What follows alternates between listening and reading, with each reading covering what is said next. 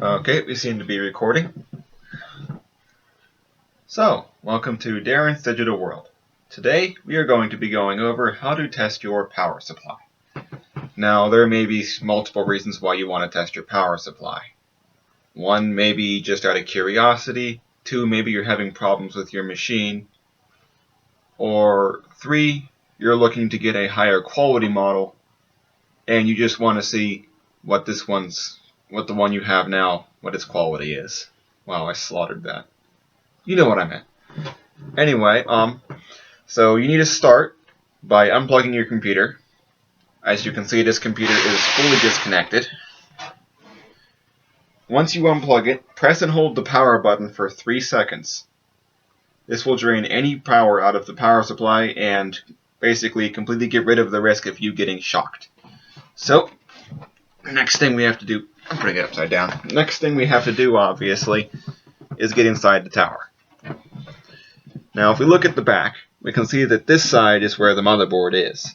This I/O here tells us the motherboard is on this side of the case, and therefore removing this side panel would only get us to the motherboard tray, and that's not really where we want to be. So we're going to have to open this side. To do that, on this case, we remove these 2 screws.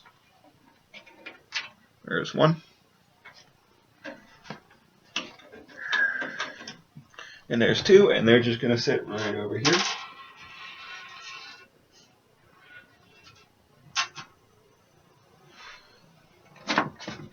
And then the side panel just pops off. Now, I should tell you guys that you are going to need tools to do this. So here is the inside of our tower. Looks like a mess. Because it is a mess.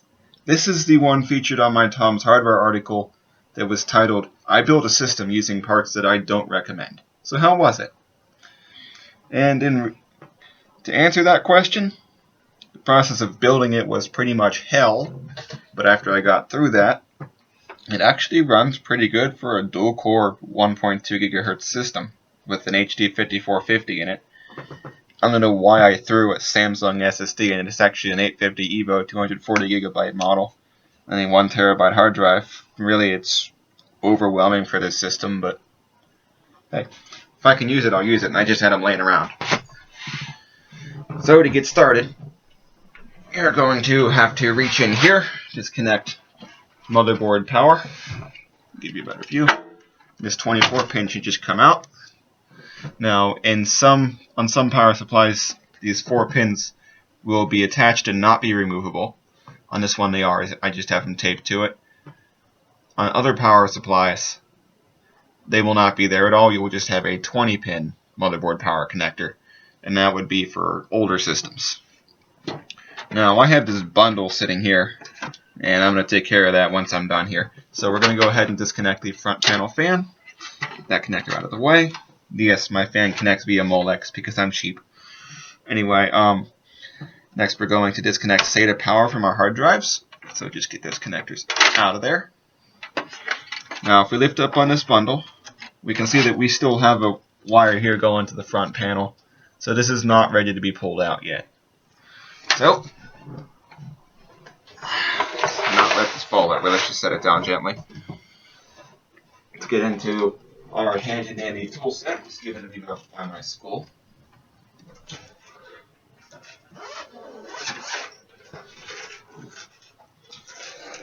Isn't that nice? They literally just gave me this. Anyway, let's get our wire cutters. I don't really know if these are wire cutters or just snippers. And we'll figure out which one of these. It's this zip tie here. Just snip that off. This cable is now free, and then we throw this away. And I missed the trash can. I'll take care of that later. Okay, so this bundle is now free. In fact, no cable from the power supply is connected to anything now. Now, you may be wondering, what about CPU power? Well, this board is so cheap and crappy, it doesn't even need power for the CPU. And by that, I mean it's running a Celeron 1037U. So, yeah. And the graphics card is an HD 5450. It just grabs power from PCI Express.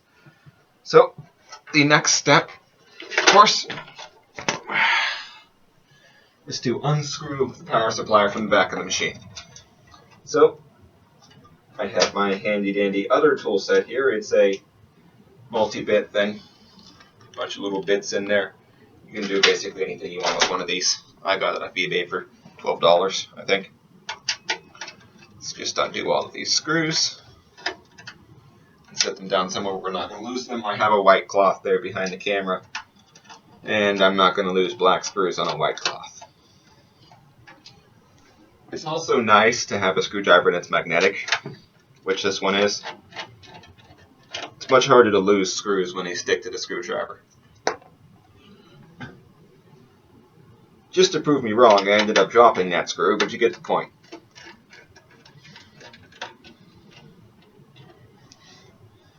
Okay, now the power supply is ready to come out. Now this case is horrible and it's kind of bent, so be ready for some cringe-worthy sounds.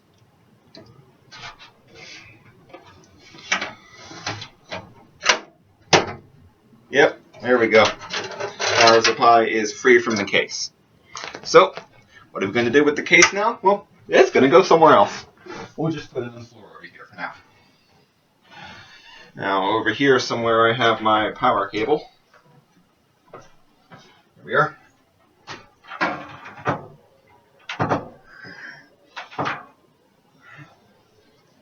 Let's go plug this in.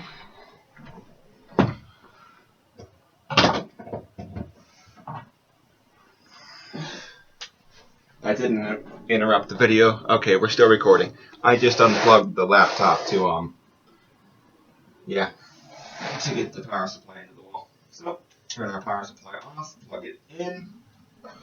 Now we need our paper clip. I took a paper clip and bent it so that the two ends are about my finger width apart. Alright. So if we take our P1 connector, that's 20 pin, 20 plus 4, 24 pin, whatever you want to call it. That's this guy here. We go ahead and have it so that the connector is to the right. Connector is on this side. Starting from the top right corner, the second and fourth pins down need to be bridged in order to trick the power supply to thinking it's in the computer and you've turned it on. So when you have your paperclip in your connector, go ahead and put that down. I'm working on a static-free mat, and it's very important that this paperclip does not touch the casing of the power supply. If it does, it'll short everything out and just be horrible. In fact, let me turn this power supply over. I don't like the fan sitting down on the bed. Anyway, so if we turn this on, the fan spun up on the power supply, letting us know that it turned on. Now this paperclip should not get warm. If it does, stop immediately, find a thicker paperclip. Okay, so now we're going to get out our multimeter. And this multimeter for DC voltage has settings of 2, 20, 200, and 600 volts. You guessed it, we're using 20 volts because the internals of a computer run it up to 12 volts, hopefully no more than 12. And 20 is the lowest setting on this tester that's above 12 volts. So, red for positive, black for negative. We are going to connect black to the paperclip and red to the top left. You're getting a reading of, that cannot be right. Okay, I'm not on the paperclip the whole way. A reading of 3.42 volts. That is 0.12 volts too high. Should be at 3.3. So that's a little concerning. Let's move on to Molex. Now on a Molex connector, the middle two pins are ground, so that either one of those two pins is where your black one goes. If you have it so that the flat side is up and the side that has the bevels on the corner is down, looking at it from the where the pins go in, the female end, go ahead and stick your red connector into the one all the way on the left, and you should be on the 5 volt rail. Now we're getting 5.29 volts on there, which is horrible. We should be getting 5. Okay, so let's move over to our 3.3 volt. I mean our 12 volt rather. According to this, we are getting 12.83 volts. And that, again, is absolutely terrible. Way too high. So, let's move on to CPU power. The two wires on the opposite side from the clip, or mounting mechanism, whatever you want to call it, should be your ground, and the two wires on the same side as the clip should be 12 volt. According to this, we are getting 12.78 volts, which again is terrible. We are horribly overvolted. But I don't really care about the computer this is going in anyway. So, yeah. Again, on PCI Express, the ground is towards the clip, and the positive 12 volt is away from the clip. So if I can just get these to go in, you're getting 12.74 volts on here, which is absolutely horrible, again. So this power supply appears to be terrible. The next thing we're going to do is we are going to flip the switch off on our power supply, if I can find it. And we are going to wait for the fan to stop spinning. This will tell us that the power has been drained. So then we unplug it. Come on, get out of there. Unplug it, and we can remove our paperclip. Just put that somewhere else for now. Okay. So the point in doing two separate tests, one with it outside the machine and one with it in the machine, is very simple. When your computer is on, it's requesting power from the power supply. In doing so, it may cause V-droop or other voltage instabilities. So it's important to test the power supply outside of your computer to eliminate the possibility of any shorts in the computer affecting power supply readings through your multimeter. So I'm going to go ahead and turn that multimeter off. Let's get our computer, lay it down, bring it in frame a little more. And then, since this power supply mounts to the top, we are going to mount it fan side down. Again, be ready for some cringeworthy sounds. This case is horrible. We got it for $8. So I can't really complain. When you get anything for your computer for $8, unless it's like a power adapter that you should never buy, then you should probably expect it not to be that great. Okay, I have my 4 screws. I'll turn the computer this way. And I'm going to begin putting them in a cross pattern. So, what's going on here?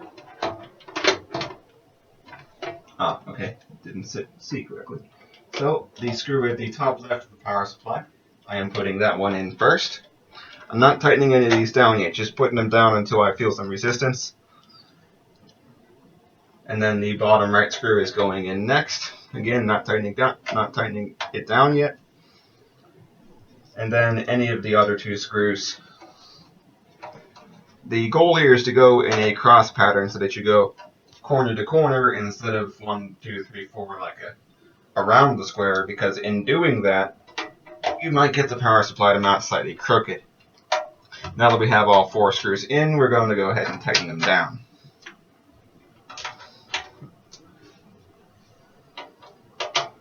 So that's all 4 screws, nice and tight.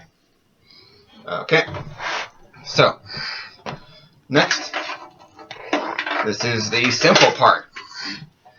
Figuring out which connectors go where, and that is the reason I say that's simple is because they only go in one way. If they don't want to go in, then you're probably doing it wrong, and I don't suggest trying to force them in. So we take our motherboard power, plug it into the motherboard. Should just should just be able to push until it goes in. If I can get it to line up.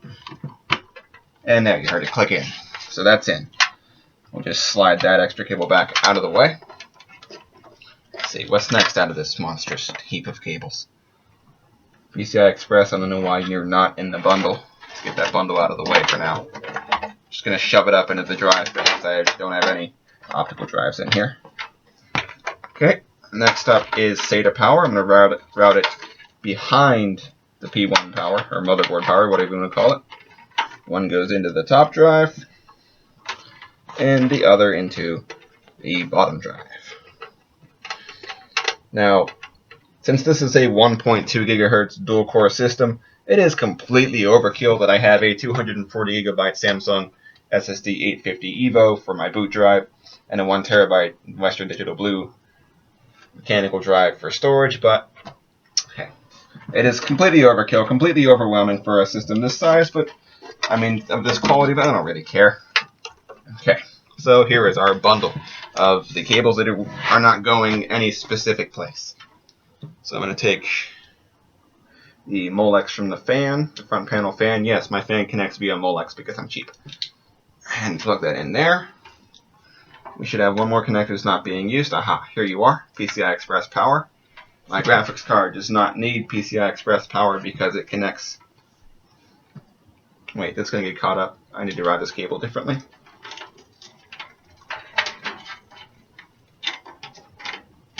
Word of the wise. Make sure your cables don't get tied up around each other before you plug them in. Otherwise, you'll be like me and look really stupid on video. Okay, so let's go ahead and plug those back in. Okay, so now we have our bundle. And I'm going to take one of my zip ties wherever they are. They're back here now. Take one of my zip ties. Just wrap it around and put it in. You can make as many jokes about that as you want. I don't really care. So just tighten that down, and then we are just going to take this bundle and push it back into the optical drive bays because I don't have any optical drives. So just chill there. Okay, they are not in the way of any fans or anything, so that should be good. And that's it for this computer. Motherboard power and power to the two drives is all that this power needs. I mean, all that this computer needs, except for the fan I added to the front that connects via Molex. So, let's lay this back down. Get our power cord back up here. It fell off the bed. Yes, I realize a bed is a bad place to work, but I am working on a static-free mat. And it does have a lead going to one of the screws in the outlets, so we're good.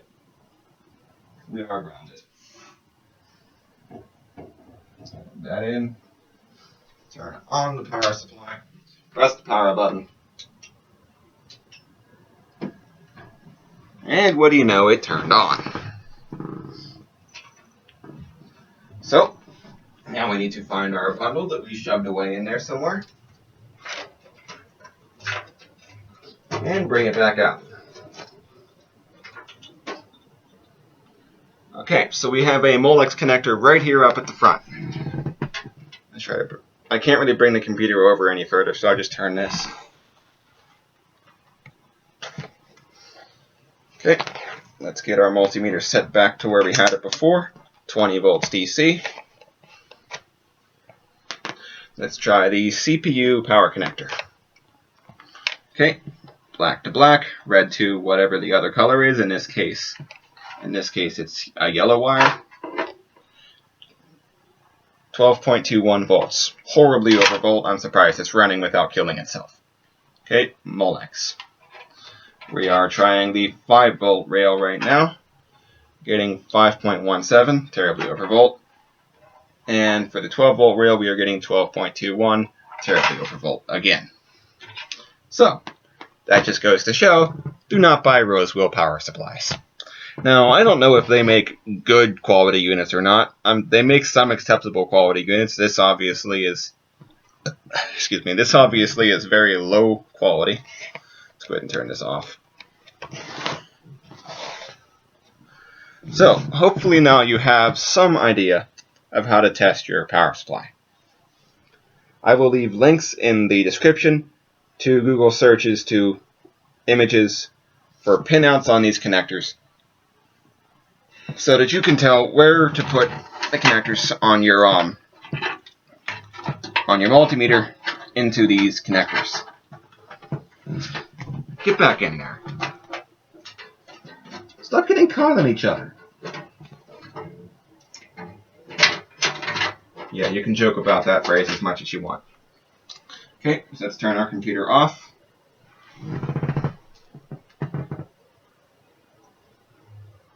That's it for now. I hope you learned something today. So I'm just going to go ahead and end the video. I'll see you in the next video.